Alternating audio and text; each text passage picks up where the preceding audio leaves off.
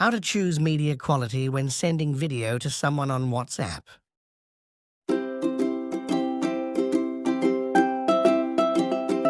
Hello everyone, welcome to Tryonestep. First, update your WhatsApp app from Google Play Store.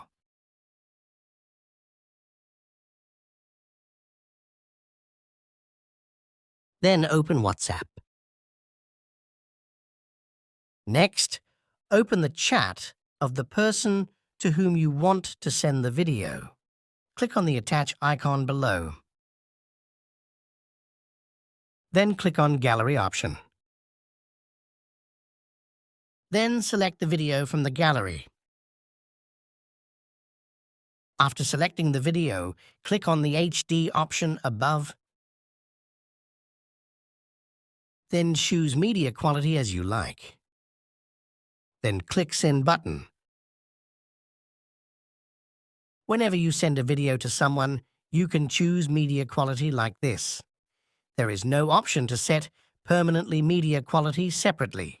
If you like the video, please like and subscribe to the channel.